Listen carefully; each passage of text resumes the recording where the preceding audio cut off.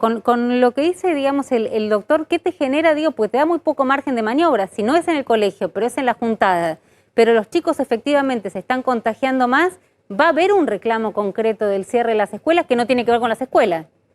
Bueno, entonces tenemos que poner el foco en aquellos lugares donde los especialistas nos marcan que se está reproduciendo el virus. Pero, por ejemplo, dice en las juntadas, ¿no? Bueno, decía el doctor, los chicos de secundario sí, cuando se juntan afuera, cuando llevas a un compañerito. Vos hablabas, Romina, del miedo, ¿no? Y el miedo nos hace calcular los comportamientos también. Entonces, nosotros tenemos espacios cuidados, ¿no? Hablaban de la fábrica o hablaban de una escuela, donde hay protocolos estrictos, que muchos criticaban que eran muy rígidos y que había que flexibilizar, y nosotros dijimos que no, que había que sostenerlo porque se venían momentos complejos. Entonces el foco lo tenemos que poner como padres, ¿no? Como madres, como comunidad educativa, en restringir toda vinculación fuera del horario escolar, porque eso es lo que genera aumentar la posibilidad de circulación.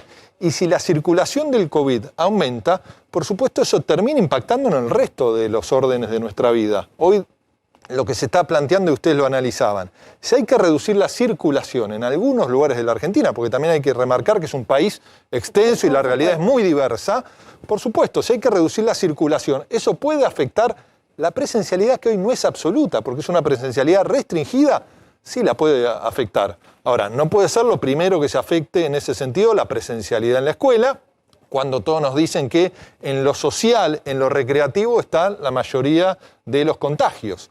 Y al mismo tiempo, si nosotros decimos hay que restringir esta presencialidad ya restringida en cuanto a la temporalidad, no quiere decir que haya un cierre de la escuela.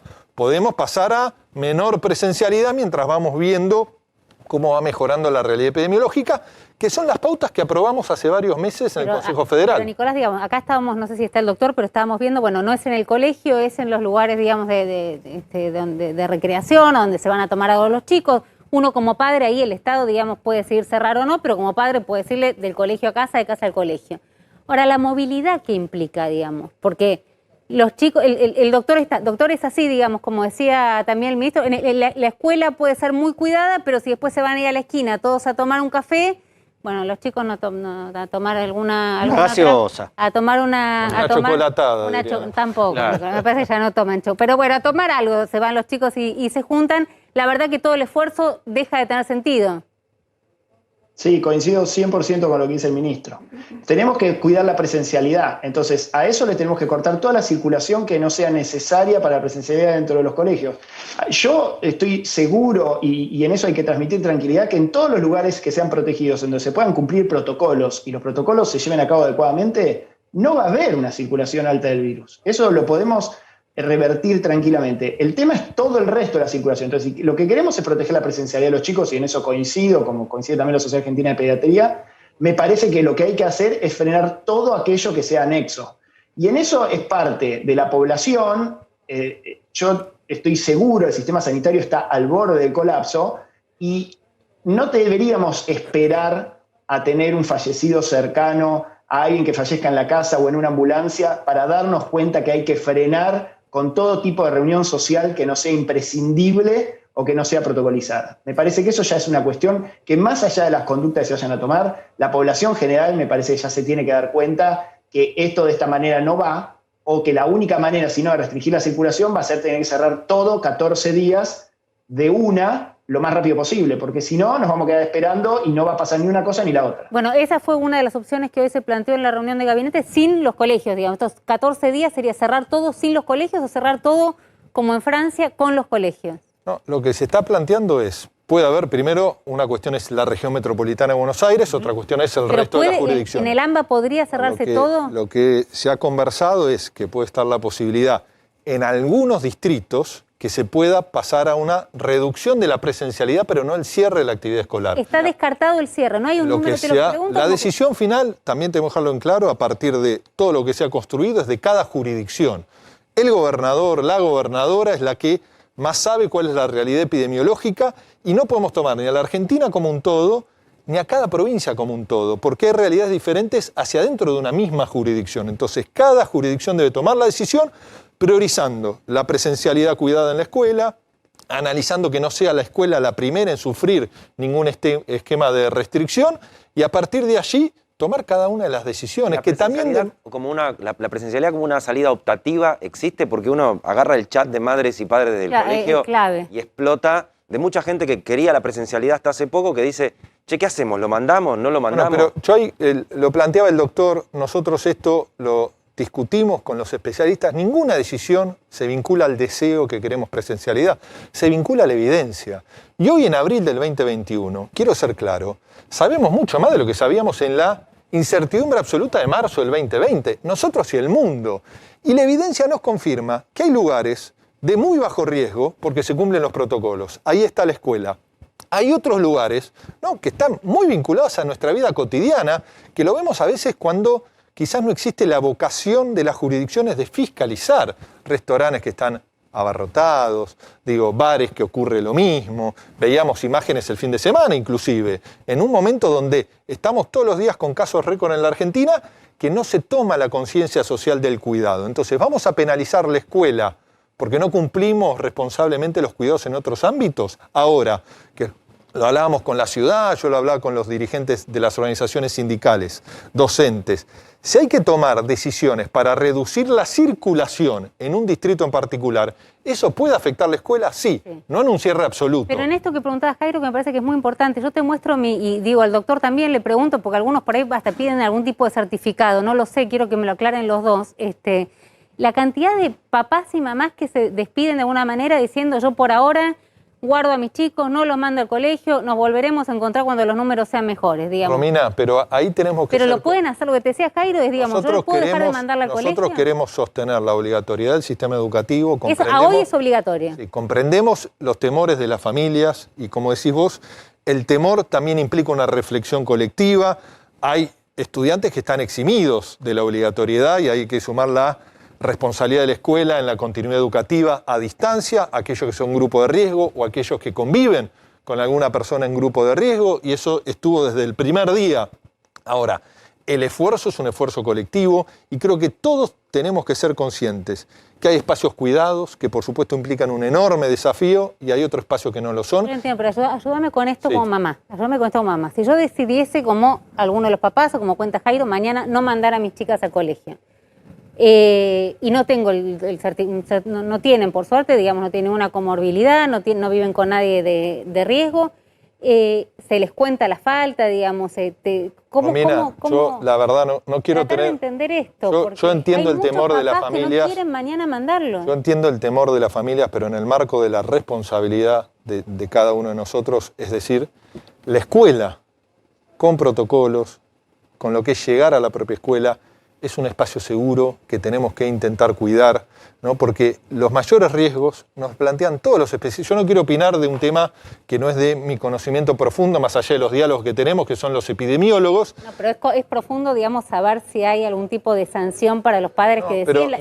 Si la obligatoriedad sigue. No, la obligatoriedad sigue, nadie juzga a una familia que tenga temores frente a esta situación. Lo que sí queremos es, a partir de la información, derribar esos temores, ¿no? Y tomar decisiones en cada uno de los aspectos. Yo hoy hablaba con un gobernador porque existió cierta política restrictiva en una jurisdicción en particular, después hablé con su ministra de Salud, con su ministra de Educación, y nosotros debemos ser muy cuidadosos en informar a la sociedad cada paso, en ser claros cuáles son las prioridades, porque cuando nosotros decimos la escuela tiene que ser la prioridad 1, quiere decir que lo que era una prioridad 1 pasa a ser prioridad 2 para que protejamos la escuela. Y ese es el desafío complejo que hoy tenemos por delante y creo que los medios de comunicación ahí tienen un rol central de derrumbar ciertos temores lógicos que tenemos todos. Mis hijos van a la escuela, todos tenemos temores. De hecho tenemos al doctor, a ver si lo podemos sumar, digamos, a esto. ¿Qué pasa si vienen, lo tenemos al doctor ahí, ahora van a preguntar mis compañeros, perdón, pero digo, si mañana vienen, como deben haber venido a consultarle muchos papás y mamás,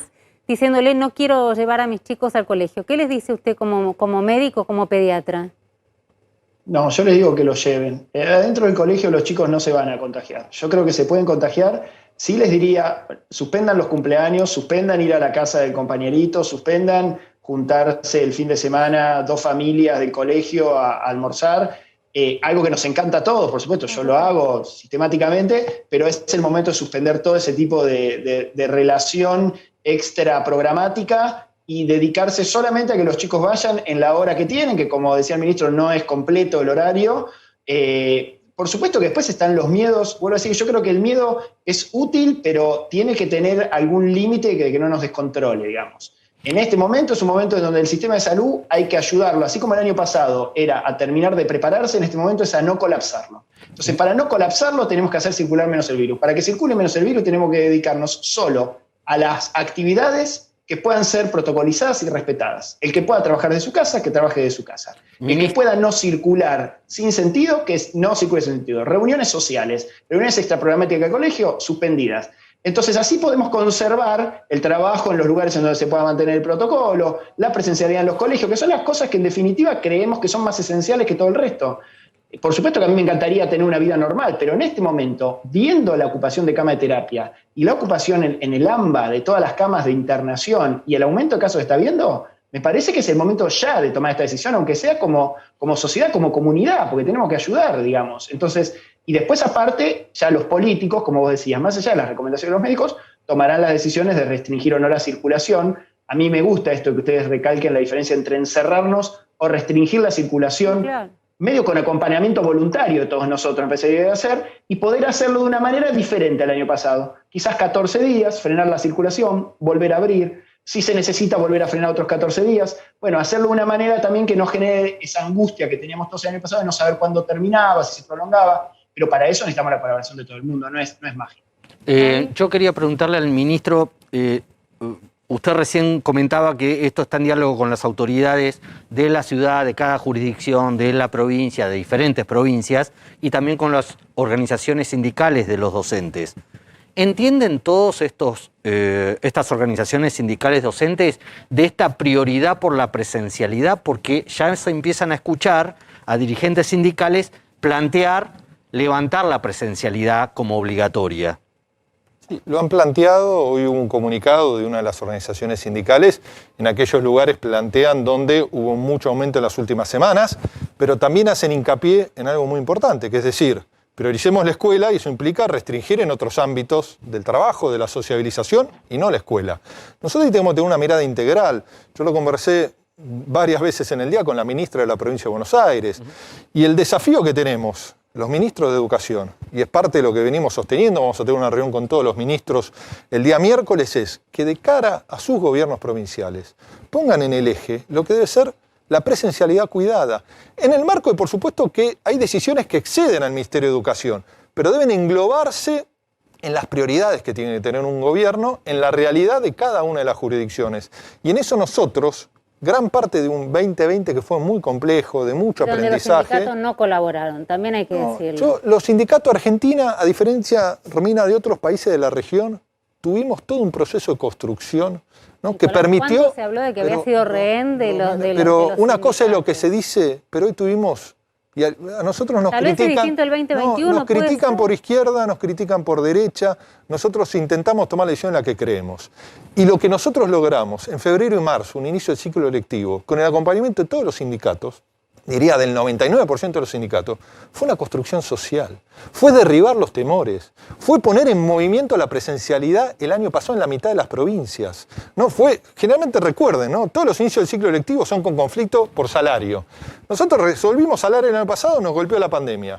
Encaminamos la pandemia. Este año resolvimos salario y pandemia. Y empezaron las clases. Ahora, por supuesto, son clases distintas. Cuando nos dicen presencialidad, estamos en una presencialidad restringida. Ahora, somos el país de América Latina que en este 2021 mayores muestras dio para intentar sostener una presencialidad. Y eso no es mérito de un ministerio, es mérito de la construcción social que llevamos adelante. Ahora, después hay que sostenerlo en la enorme complejidad que hoy tenemos, y nosotros como Ministerio de Educación tenemos que defender nuestra prioridad, en diálogo, por supuesto, con la mirada integral que tienen cada uno de los gobiernos, y esas son las decisiones que hay que tomar en estos días. ¿Están vacunados los docentes? ¿Qué porcentaje de los docentes? Nosotros tenemos casi 500.000 de docentes auxiliares, que eso también... ¿Sobre cuánto? Sobre, de la educación obligatoria, 1.250.000, ¿no? Porque ahí sin contar la educación universitaria, que eso nos llevaría casi 1,5 millones.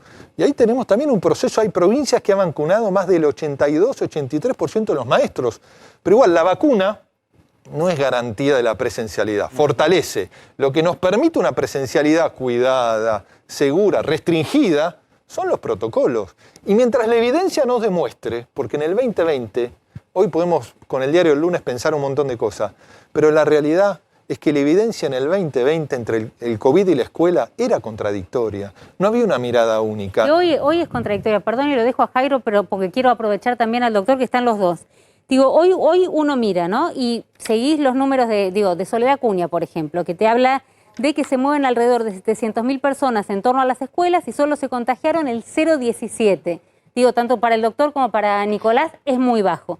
Sin embargo, ves informes que te traen desde Europa hablando cómo se dispararon los casos a los 20 o 28 días después de volver a abrir las escuelas. Digo, ¿qué hacemos los que...? Yo lo que quiero plantear acá, Romina, que es muy difícil... ¿Con qué me quedo? ¿Entendés? Yo miro así, digo, ¿con qué me quedo? Es muy difícil la comparación lineal de realidades muy diferentes. En infraestructura, en cantidad de población. En momentos que te golpea la pandemia. A nosotros nos golpeó en el verano, el año pasado, yendo al otoño y al invierno. A Europa lo golpeó en la primavera terminando las clases. O sea, fueron realidades absolutamente distintas. Nosotros también, la evidencia que tienen cada uno de los países, hay que analizarlo en el contexto, en el momento del año y en los protocolos que aplicaron. Porque hubo mucho debate, por ejemplo, en Francia. Los protocolos de Francia, lo digo como descripción, eran mucho menos rígidos que los nuestros. Los nuestros con un caso sospechoso, no estamos hablando de caso positivo, con un caso sospechoso hay que aislar la burbuja. Y eso quiere decir que funcionan los protocolos. Por supuesto nos complica la vida, porque un niño que tiene 2 síntomas, tiene moco y temperatura, hay que tratarlo como un caso de COVID. Y la mayoría de los casos no va a ser COVID. Y en las escuelas privadas está funcionando. Hay algunas que funcionan de lujo, pero uno recoge casos de docentes donde los obligan a ir a pesar de que no se respeten los protocolos. ¿Dónde lo pueden denunciar? Porque hay muchos docentes que dicen, estoy trabajando en una escuela donde para seguir cobrando la cuota, no cortar la clase, se está haciendo cualquier cosa. Bueno, cualquier esquema de irresponsabilidad en una institución educativa, lo primero que yo le diría al maestro de escuela de gestión privado, de gestión estatal, que hable con el director o directora, de los cuales yo confío, son 63.000 establecimientos educativos en todo el país. Ahora, si realmente sean esos comportamientos, que hable con el sindicato, que hable con el Ministerio Provincial o que hable con el Ministerio Nacional. En el caso vos estás hablando de escuelas de gestión privada. Sí. La verdad que nosotros le pedimos responsabilidad a las instituciones, ni hablar, como también le pedimos a la familia. Los chicos cuando tienen síntomas, los chicos cuando en un grupo familiar son contacto estrecho. Tenemos que tomar todas las medidas para restringir la posibilidad de poner en riesgo de contagio a las demás personas. Entonces ahí le pedimos a un maestro que si es presionado, que vaya al ministerio de su jurisdicción o al Ministerio Nacional, o inclusive que haga la denuncia también ante la organización sindical que lo represente. Nosotros ahí, con diálogo, vamos a ejercer todo lo que implica una sanción a una institución educativa a partir del despliegue de las decisiones de cada una de las jurisdicciones educativas. Nicolás, recién le hablaste y sé que te tenés que ir, estás exhausto, digo, como todos los funcionarios y la gente que está gestionando de un lado y del otro, digo que no es lo mismo que opinar desde la tribuna, de verdad te agradezco estar acá. Pero te pido si le hablas a los padres también, porque nos pasa a todos los que tenemos hijos, y todos tenemos en distintas situaciones chicos en colegio, que ves que cumplen los chicos con el protocolo adentro, y los padres no cumplen o cumplimos, digamos, salvo en muy contadas ocasiones, con el protocolo afuera. El amontonamiento, el amuchamiento de gente que vos ves afuera de las escuelas es para hacer un informe.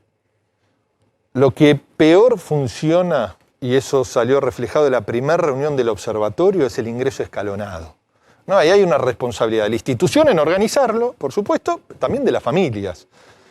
Yo a las familias entiendo la angustia porque es la que tenemos todos en el marco de esta complejidad.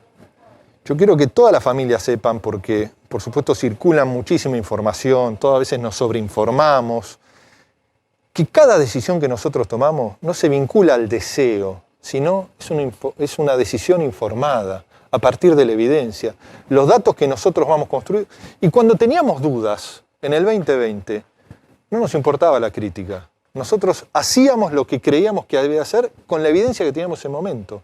Por supuesto, en el caso de la región metropolitana de Buenos Aires, es un momento de enorme complejidad.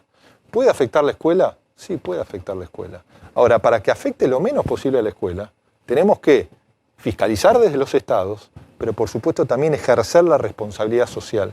Es difícil a nuestros hijos que tuvieron un 2020, todos tuvimos, pero nuestros hijos también, para el olvido, para el olvido. Es difícil, le debe pasar a Javier si tiene hijos adolescentes, digo, tenerlos para que no se vayan con los amigos después. Totalmente. Pero es lo que tenemos, me pasa, yo tengo un hijo de 13, digo, y en la escuela se hace un enorme esfuerzo. que siempre hay que fiscalizar los protocolos.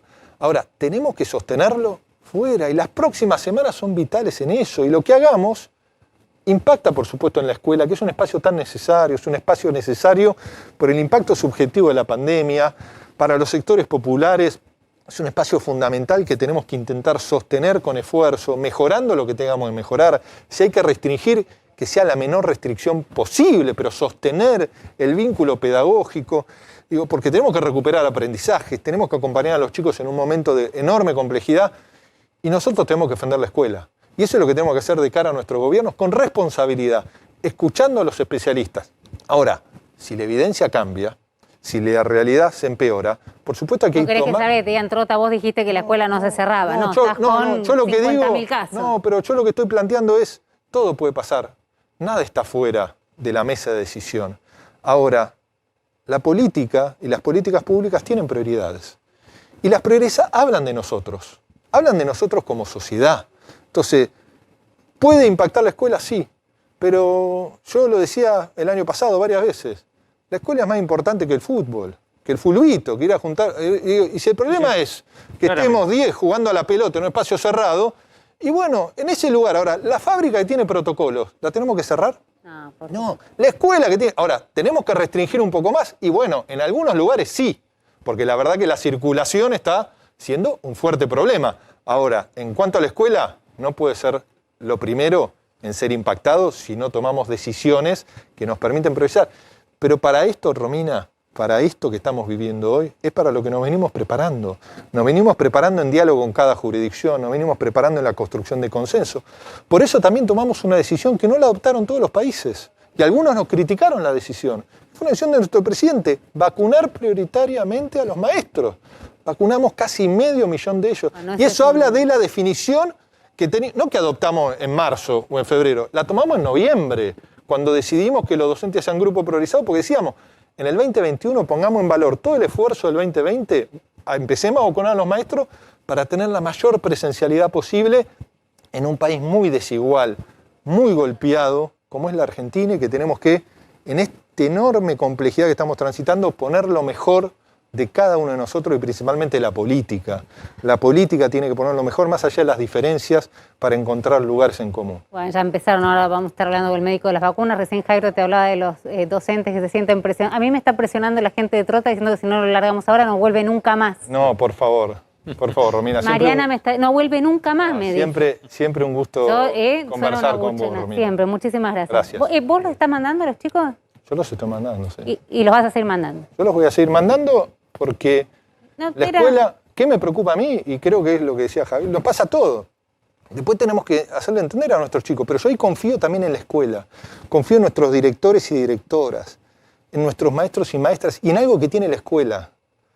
La escuela genera, y es lo que estamos trabajando con los ministerios para reforzarlo, genera los cambios de conducta. ¿Cuántas veces nuestros hijos nos corrigen? ¿Cuántas veces? Decenas de veces nos corrigen en el cuidado del ambiente. Sobre todo si son adolescentes. Bueno, en el tránsito, en un montón de cosas, ¿no? Nunca tiremos un papel. Ellos tienen, ¿no?, la frescura de lo que es correcto y de lo que es incorrecto. Entonces también para nosotros es fundamental que la escuela, la presencialidad cuidada, nos permita reconfigurar en este momento tan duro y tan desafiante los comportamientos hacia dentro de la familia. Y mientras la evidencia nos muestre que los espacios cuidados son de bajo riesgo, tenemos que sostenerlo. Y si hay que restringir en parte, en algún lugar, lo que nosotros acordamos es la mínima unidad geográfica posible. No tomar, la provincia son 135 distritos. Lo que pasa en Loma de Zamora no quiere decir que esté pasando en General Pueyrredón. Queda clarísimo, Nicolás, te agradecemos. Gracias, verdad, un montón, no quiero que Mariana te deje. No, por favor. Me gusta que lo maneje Mariana, me gusta que sea una mujer la que dice si viene o no viene. Muy bien. Muchas gracias a ustedes. Muchas gracias. Estamos con el doctor, lo estaba escuchando atentamente, creo que es un día clave, lo tenemos al doctor por ahí, sí, por supuesto, lo estaba escuchando al ministro Jairo. Sí.